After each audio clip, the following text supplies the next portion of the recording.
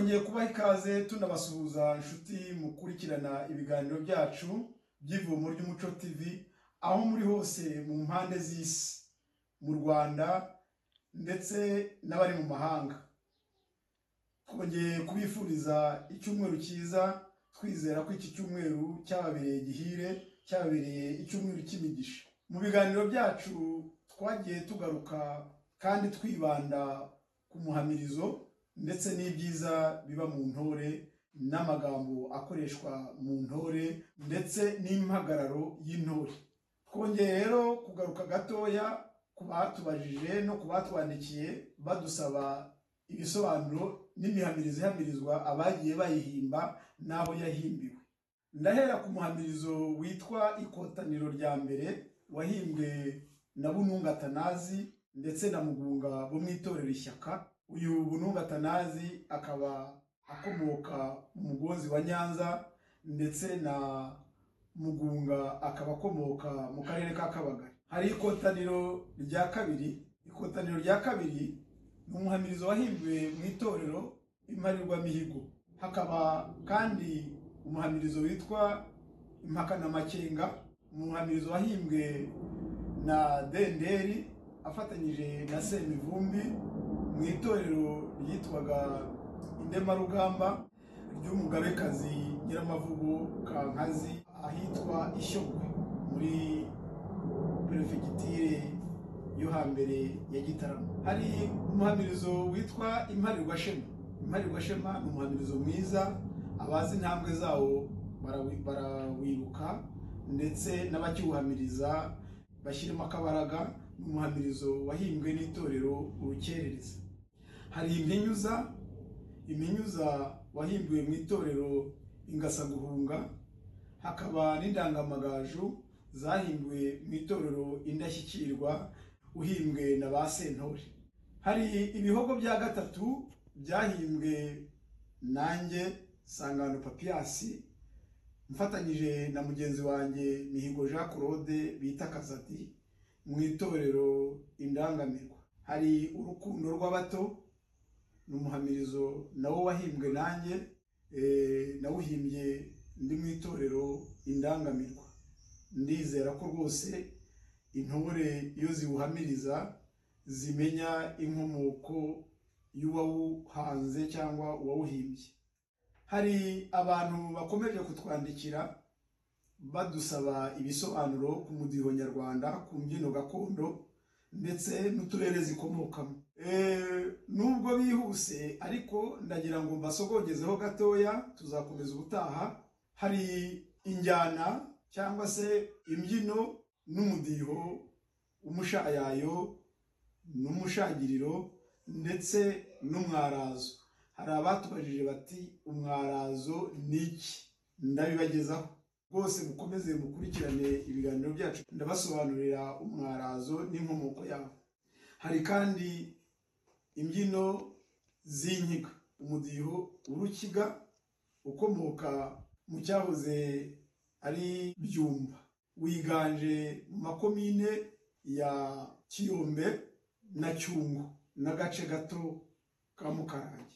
Uwo mudiho kandi ni umudiho wambukiranya imipaka, ni uruhererekane ukagenda ukagera mu Bugande mu gice cy'Abakiga za Kabare, nabo babyina nka bagenzi bacu b'Abanyabyumba. Hari rero umudiho w'Urusengo. Umudiho w'Urusengo ukomoka mu Murera.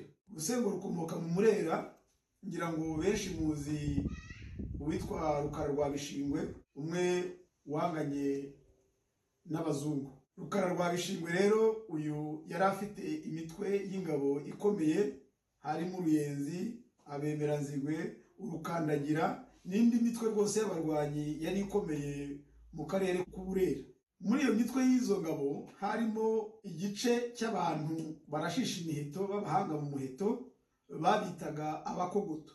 Abo bakogoto rero iyo babaga bagiye ku rugamba bakaza kumenya yuko umwanzi yashiriwe atagifite imyambi ihagije, barabirukankanaga bakabakinagiraho bagenda babatega umugenda kugeza babafashe mpiri, bakabagira iminyago. Niyo rero iyo ujya kubyina urusengo usanga umuntu akubita ikirenge imbere iburyo n'ibumoso arimirije rwose agasubizamo abyina urusengo.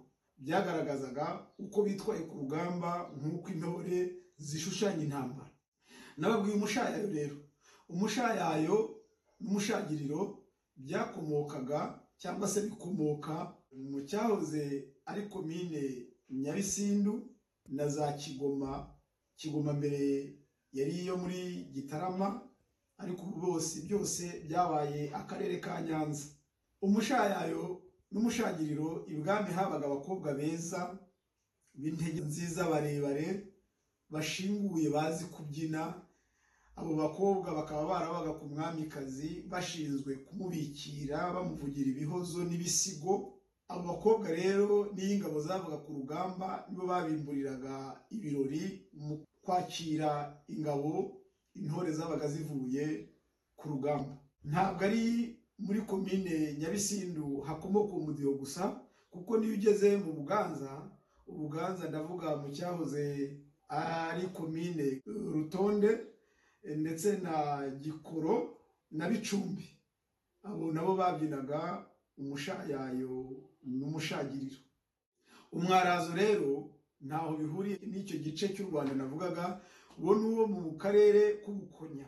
Abakonya barawuzi, barawukenetse, bavuye imuzi. Ni umudiho ubyinwa n'abakobwa gusa, nta mugabo ujya uwubyina. Bawubyina bajya iburyo bizengurukaho n'ibumoso, bakubura igituza ku mano, ubundi bagakaraga igituza bongera gusubira iburyo n'ibumoso, nguko uko umudiho w'umwarazo ubyinwa. Mu Bukonya rero abatahazi ni mu cyahoze ari komine Ndusu, Gatonde na Cyabingo, ndetse hari na paruwase ya Janja. Janja aho ngaho naho habaga abiru bakomeye bazi gukaraga umurishyo w'ingoma.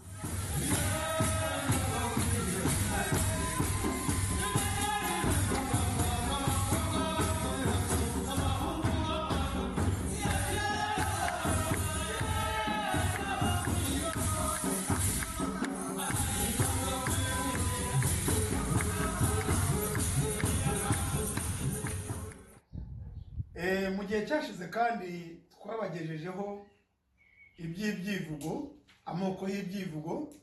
Tubabwira ko hari ibyivugo by'imyato n'ibyivugo by'amaningwa.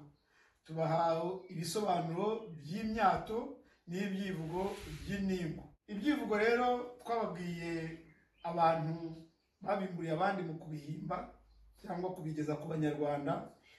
Nababwiye uwitwa Rushenge rwa Ntoranyi, mbabwira Gahunde ka Nyakaja, mbabwira ndetse na Biraro wahimbiye umwami Rwabugiri icyivugo. Iyo wivuga rero wivuga uriwe, icyo wamariye abandi n'ibigwi byawe. Icy'ingenzi ngira ngo mbabwire, mbwira abadukurikiye ndetse n'abatureba baduteze amatwi, uburyo ushobora kuba wakwihangira cyangwa wakikorera ukibohera icyivugo cyawe. Kwivuga byo hambere bivugaga abo bishe, iminyago banyaze ku rugamba, batabariye igihugu. Ariko njye ndimo gukangurira urubyiruko cyangwa se abagabo kurangwa n'ibyivugo byubaka, bihumuriza abaturarwanda. Ibyo byivugo hari umuntu twigeze rwose mu itorero ry'igihugu turamubwira tuti, ngaho nawe haguruka wivuge, uvuge ibigwi byawe, uvuge icyo wamariye abahungu. Arahaguruka ati rwose, ati njyewe ku ntara ndi intambara. Bishaka kuvuga ko ari igisambo. Ku ntara, intara y'ibiryo, urutaro. Ati ndi intambara. Ati ubwo ni ukuvuga ko ibyo biryo ari igisambo, nta umwe washobora kuba yaha. Icyo rero ntabwo ari icyivugo. Cyangwa bya byivugo usanga umuntu w'umugabo aramubwiye ati ni umuhungu wa papa, ati niba ndi imbwa ndamaze. Nta wivuga ko ari imbwa, wivuga icyo uri cyo, wivuga ko uri umugabo. Murabizi mwese amahano y'indengakamere yabaye mu rwatubyaye ya Jenoside mu 1994. Yasize ibikomere byinshi mu muryango nyarwanda. Abanyarwanda bakunze kwita amazina amwe.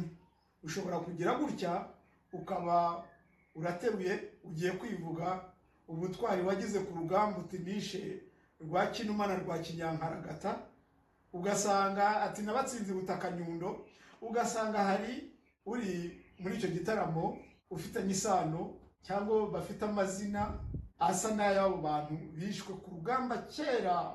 Icyo gihe rero wirinda ubuha ikivugo cyiza kandi cyubaka, kitari ikivugo gikomeretsa uwo ari we wese cyangwa cyongera gushengura inkovu n'imitima yahungabanye mu gihe cya Jenoside. Basaba rero urubyiruko kwihangira ikivugo buri wese agira ati igisekuru cyanjye ni ikihe, ndi mwene nde. Nk'uko muvuga ibisekuru njya mbibona mu biganiro by'u Rwanda, abanyamakuru rwose bavuga ibisekuru byabo mbere y'uko bavuga, ndetse agasoza ashyiraho n'ikivugo cy'ubutwari bw'icyo gisekuru cye. Iyo rero wivuga hari uburyo wivugamo. Ushobora kuvuga uti ndi mwene runaka wa runaka, wakoze iki, wagaburiye abari bashonje, aho kugira ngo wivuge kwica, kuko kwivuga kwica rwose ndakurahiye n'inyamaswa ntizabikwemerera, zarabyanze. Urivuga uti ndi intwari, vuga uri intwari yandi.